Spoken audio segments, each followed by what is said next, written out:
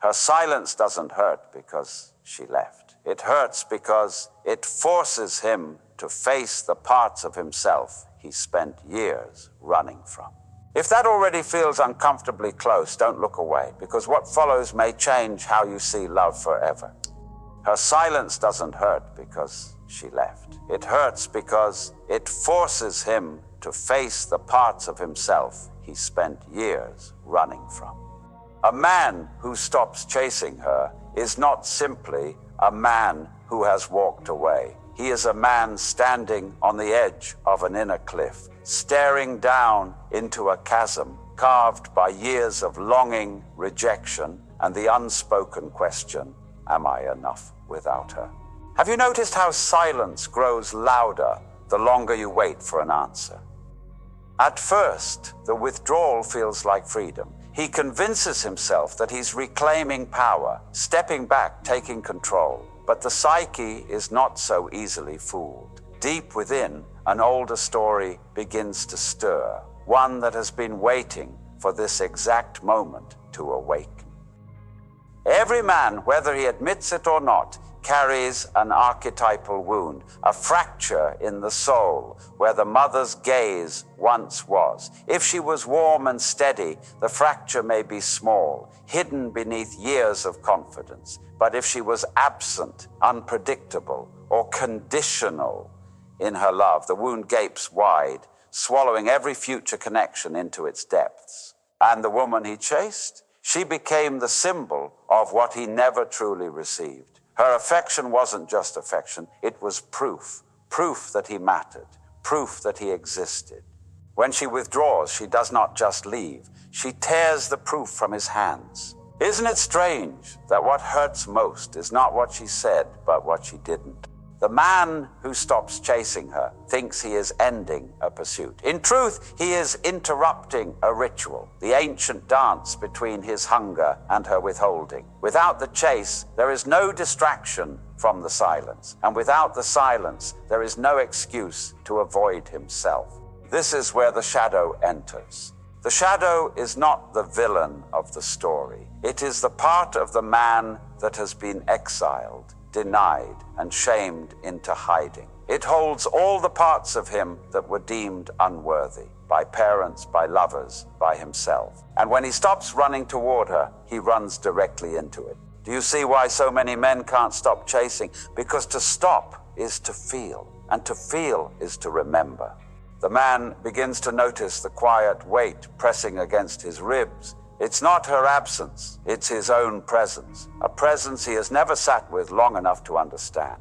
There is a kind of panic that comes when you realize you no longer know who you are without the pursuit. It's the panic of the mask slipping, the panic of the role ending, and the actor standing there, unsure of where to look now that the audience is gone. Have you ever wondered why letting go feels so much like death?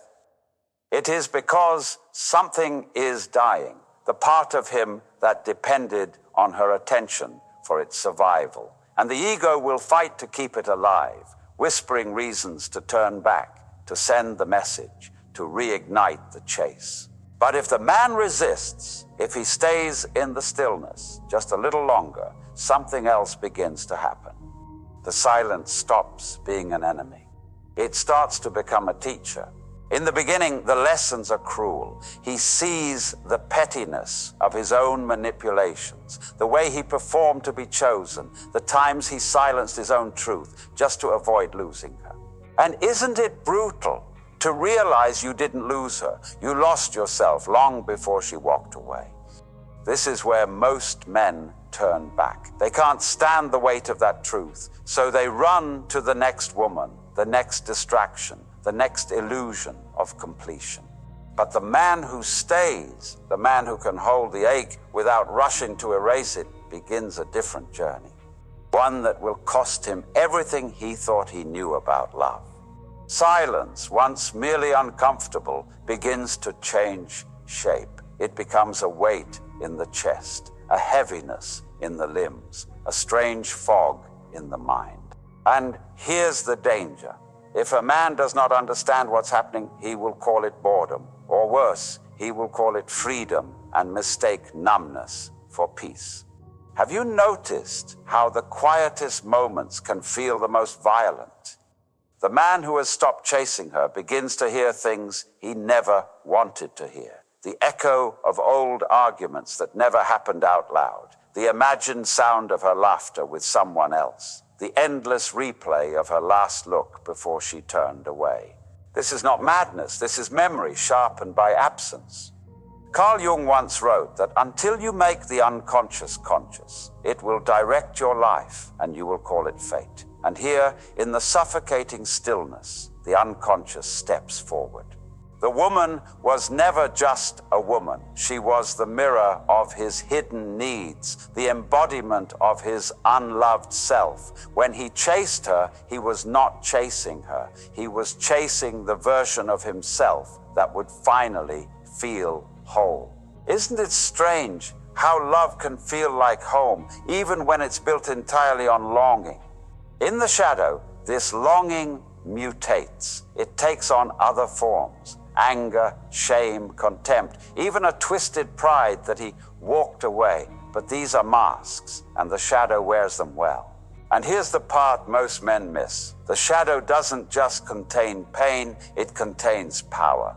Have you ever asked yourself why you wanted her to want you? Was it love, or was it proof you still mattered in a world that kept passing you by? The man sits with the question and finds no easy answer. His mind searches for her flaws, for reasons she wasn't worth the chase, for justifications that will make the ache less raw. But the ache doesn't care for logic. It is older than her, older than him. It is the ache of the boy whose affection was a transaction, the boy who learned that love was earned, not given.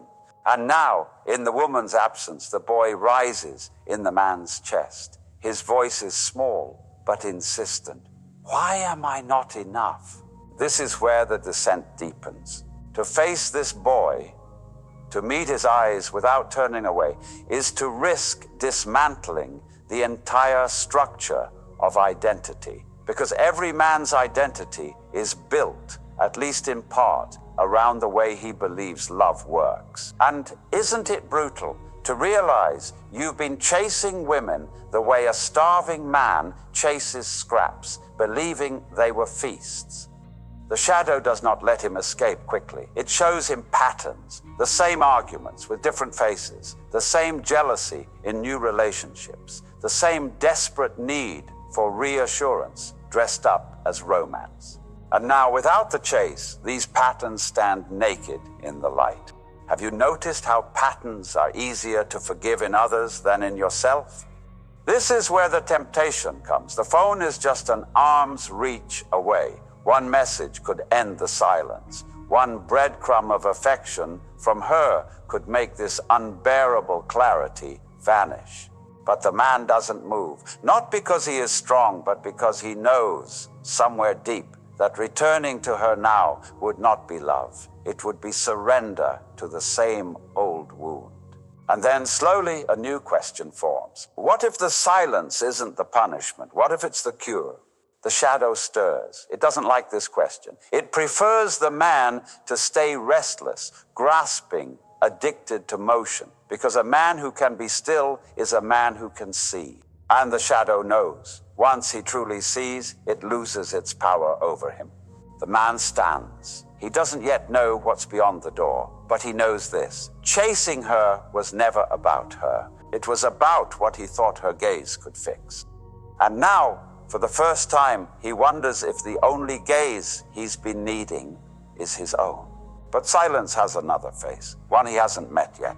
The moment a man realizes he no longer wants her to turn around is the moment everything changes. It doesn't come as a flash of lightning or a grand declaration. It comes quietly, like the first thin crack in a winter lake. You don't hear it at first, but it's there.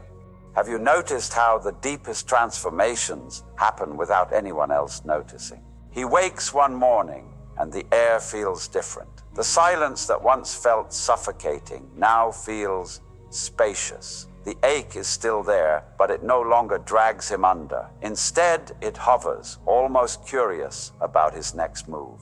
This is where the ego panics.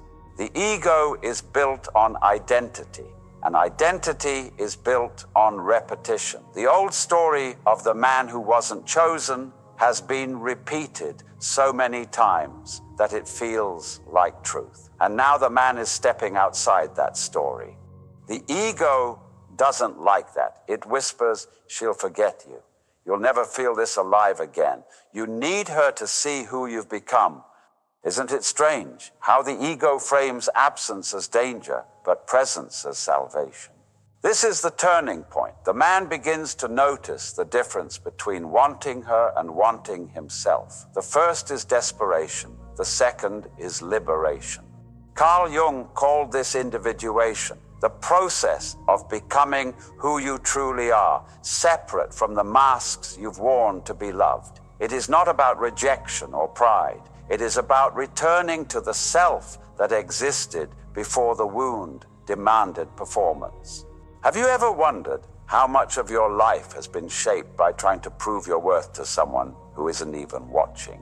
Here, the man's vision shifts. He sees her, not as a goddess, not as a savior, but as a human. Beautiful, yes. Desirable, yes. But also flawed, uncertain, carrying her own wounds. She is no longer the missing piece of his puzzle, because the puzzle was never missing a piece. What was missing was his recognition that he was whole all along. And isn't it powerful to look at someone you once needed like air and realize you can breathe without them? But here's where the test begins. True detachment is not coldness. It's not shutting down, avoiding, or pretending you never cared.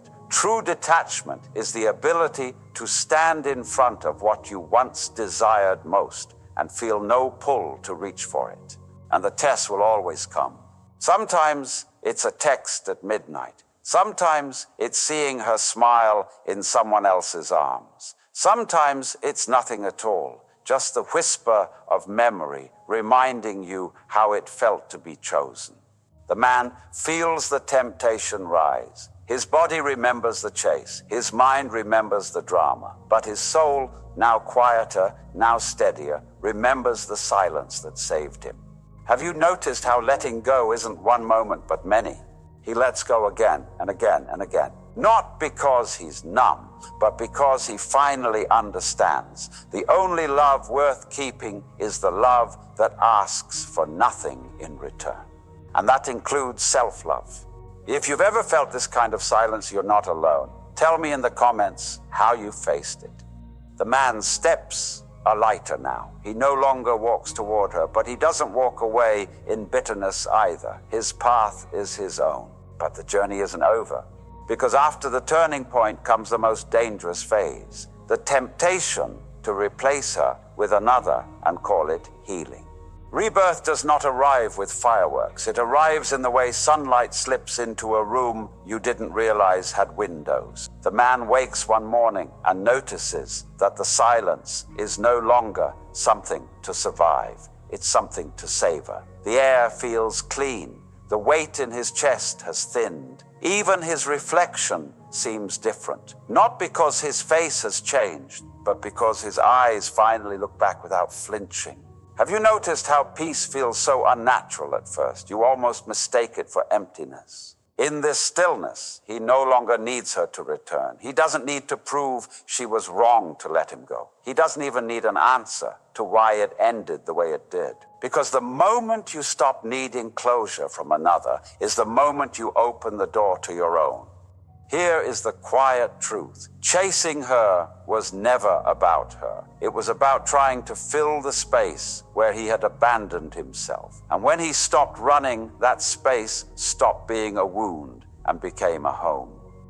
Isn't it strange that you can spend years searching for love, only to discover it has been waiting inside you the entire time? This is the point where many men stumble because freedom feels disloyal to the old story. They cling to pain out of habit, believing it keeps the memory alive. But memory is not the same as meaning, and meaning can survive without the wound. In the rebirth, the man does not become cold. He becomes warm in a way that cannot be taken from him. He can love without clutching, desire without demanding, give without losing himself. Carl Jung might say this is the integration of the shadow, the reunion of the man with the boy inside him who once thought love had to be earned. And isn't that the quiet revolution? To no longer perform for love, but to live as though you already deserve it.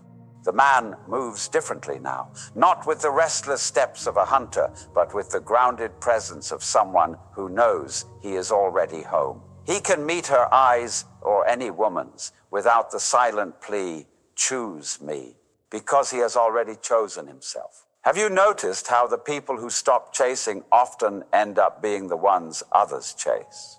This is not a trick. It is the natural gravity of someone who has become whole. Wholeness is magnetic, not because it promises to complete another, but because it radiates the rarest thing in the world, peace. And so the man walks forward, not away from her, for there is no longer anywhere to run from, not toward her, for there is nothing left to catch. He walks toward the life he was meant to live before the wound convinced him otherwise. And maybe one day their paths will cross again. If they do, he will smile, and she will see in his eyes that he is no longer the man who once needed her to breathe. What once felt like loss now breathes like liberation. And in her silence, he finally hears it, the sound of his own soul returning home.